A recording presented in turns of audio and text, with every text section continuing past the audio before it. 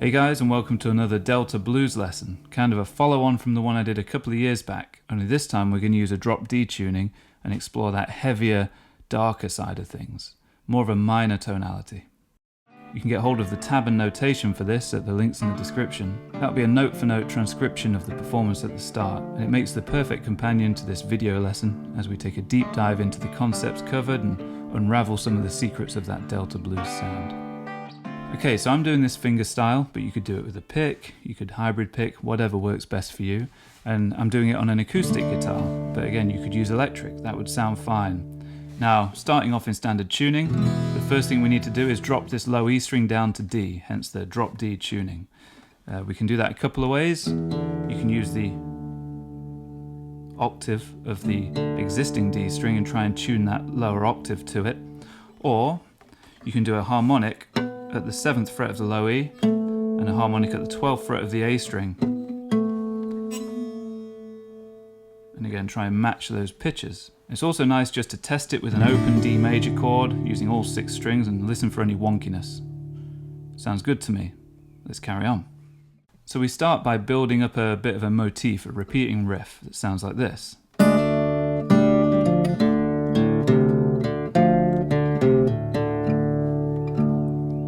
All the way through that, I'm keeping this low bass string going on every quarter note of the bar. 1, 2, 3, 4.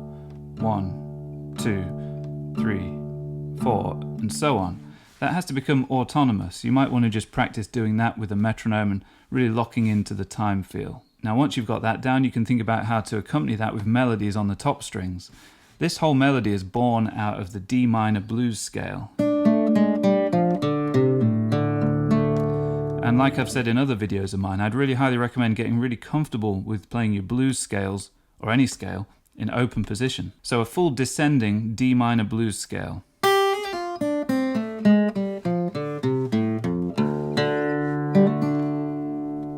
mean, even that sounds pretty mean, right? So that would be the 4th, where you've got the optional blue note, the flat 5, which always works well as a hammer on or a little slide out. And then you've got the minor 3rd, the root, the flat 7, and the 5th. And then we repeat again, the flat 5, the 4th, the minor 3rd, the root, the flat 7, the 5th. And then because of the tuning here, we skip the G note this time and go straight down to this F, that's your minor 3rd, and then the root, nice and low, that open D string.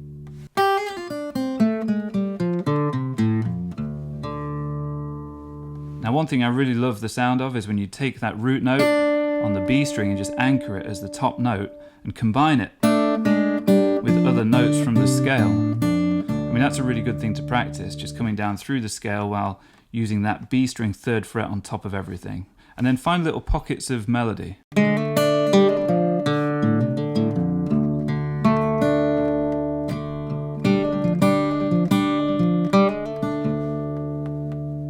Now, like with any good blues, the secret to success is using repetition in your phrasing. So once you've found a phrase that you like, for example the one we play here, we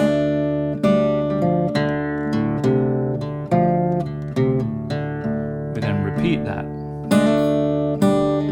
but make an adaptation to the ending of it, creating a little bit of a pattern. What we put in here is this really cool little triad idea, a G major triad and an F minor triad. Both triads relate to a D key center, but two kind of different sides of it. You know, the G major comes from more of like a D major tonality, where that would be the 4 chord. The F major comes from the D minor tonality, where that would be your relative major, of course. So it's kind of cool because this G major is kind of keeping a lot of the minor stuff alive, but you're getting the 6th in there, which is a very cool sound, that minor 6.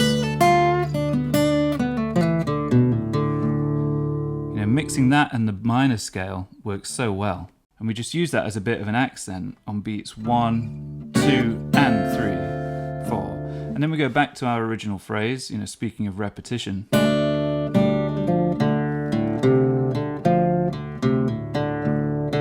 one little addition there, you know, just hitting the D string again, just keeping it varied, conversational stuff, and then we have back to this. We just tweak it a little further. This little trill to to that blue note we spoke about. Then your F major, followed by the D root. And that's kind of the first movement done and dusted. Now our next movement is really just built around the simple idea of a blues turnaround, you know, this kind of thing you've heard before. But we drag it out a little bit. This kind of thing. This is our thinking. We then take it a step further and harmonize each of those as its own chord in its own right. Starting with this lovely top 3 strings of a D7 chord. You've got the flat 7, the root and the 5th. And then we're just going to keep everything aside from the G string the same. That's going to descend in semitones. It's like a G major with an add 9. Then we have the 4 minor, the G minor, still with that 9 on top. And then back to the 1, that's just a D major, right? Like a power chord. So we're thinking of this little sequence, which is a beautiful sounding thing. And again, we'll be repeating that.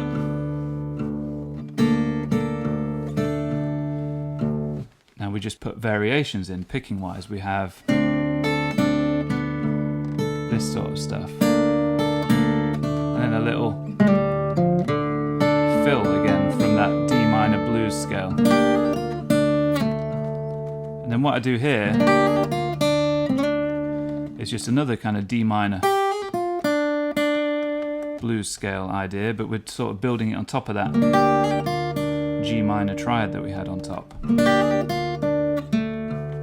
I think I played that note in the opening performance.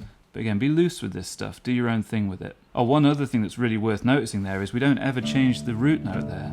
We just keep that low D going in the bass. It makes it sound all the more ominous, having that drone continuing throughout while the chords change on top. It's kind of like Dear Prudence or something. Obviously a lot darker sounding, but that idea of the D bass note just ringing out. It's a beautiful thing to explore. Oh, one really nice little trick I use at the end of this movement is this really dissonant thing that I learned from Bill Frisell. I can't remember which recording it was, but he played this kind of thing over a D blues type of vibe. Might have been on that live East-West record. But anyway, it's this kind of interesting chord where it's a mixture of major and minor. You've got this really dissonant edge to it. You've got the major third and the minor third together. Typically you'd think of that as a sharp 9, like the Hendrix chord. That's quite common in a minor blues. What isn't so common is this, having the major 7 in there as well. That's a real kind of Bill Frisell move. And we do this, but you could just, hit that and really stick with it. Nice if you bend the strings a little as well. And then we're just going to descend the scale. Really gnarly stuff, I love that. Now our next movement again uses a lot of repetition, and it's kind of got a John Fahey vibe to it.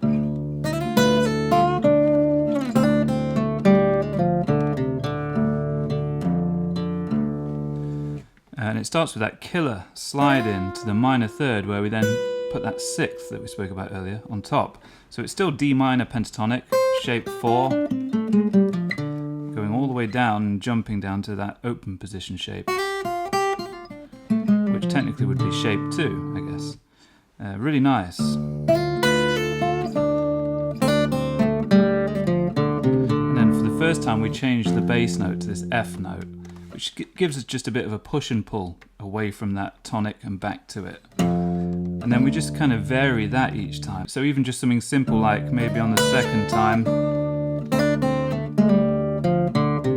instead of going, just make it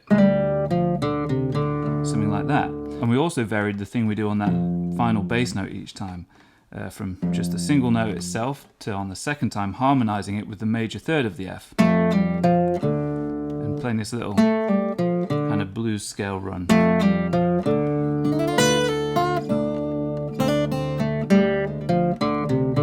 And then maybe the full power chord here, just barring that 3rd fret, grunge style. Release your inner Nirvana.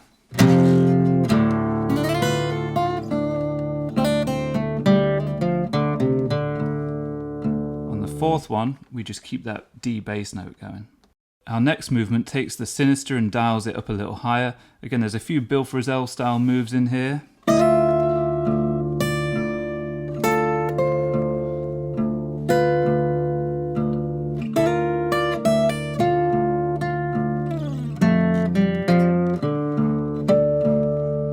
So it's similar to that turnaround move we had earlier on.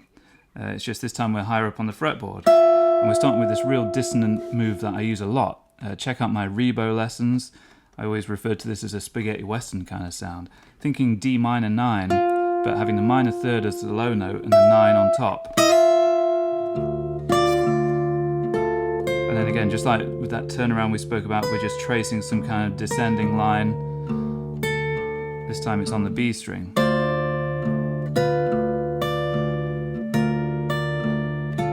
Kind of a James Bond spy thriller kind of vibe.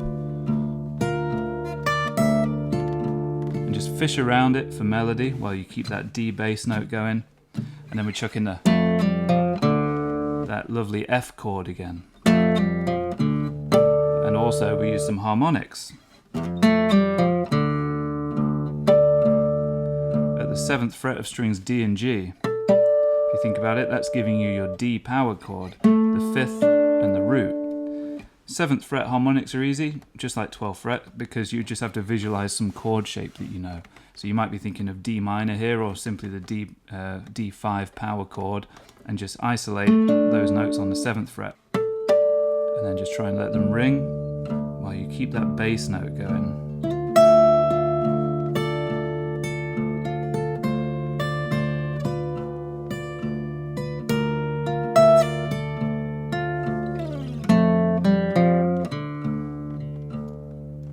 Now for the final movement, we're going to channel our inner Rachmaninoff. I know, who'd have thought it, eh? Rachmaninoff and Delta blues coming together so beautifully.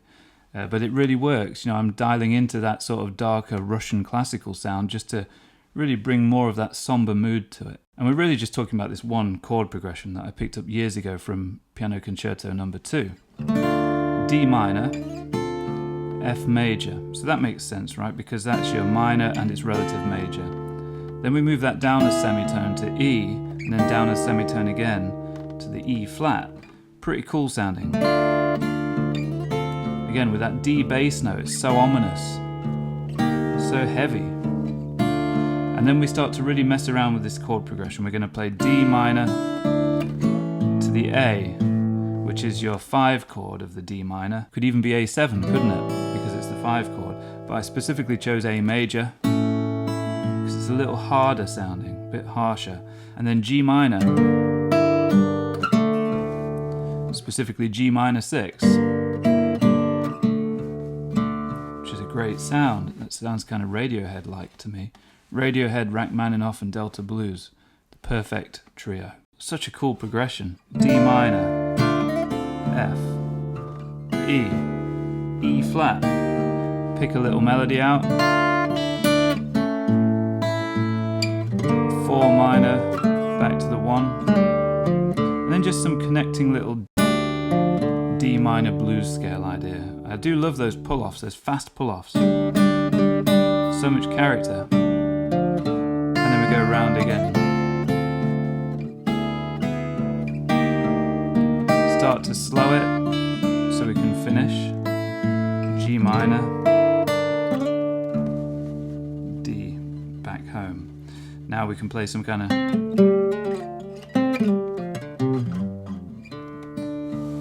D minor blues scale lick to finish, or finish with the dissonant Bill Frisell thing we spoke about. So technique-wise, let's highlight some really important things. That thumb has to be truly autonomous. You can't afford to take up any processing power thinking about how to do it, or thinking about what it's doing. All of that has to go to the melody, which you want to pick strong. Make sure it doesn't get buried by the bass note. Because of course that bass string is hefty, so it's quite easy for it to sound a bit bigger than those treble strings. So really try and get under those treble strings and pluck them.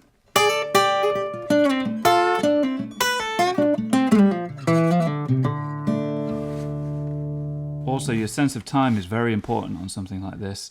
It's very easy to accidentally start to speed things up, which only comes across as sounding anxious, and you don't want that. You want this to sound really lazy, heavy, and swampy. So practice with the metronome. I think the speed of this is something like 60 BPM. So even just practice playing along with a second hand on a clock. Whatever it is that can help you lock that groove in, that's the way to do it. And one of the other big parts here, of course, is knowing your minor pentatonic or your minor blues scale in all the positions across the fretboard. So you can stay in them and find little pockets of activity, but also so you can horizontally journey your way up and down the fretboard and not have any missing spots. You want to be able to just seamlessly tie these little things together.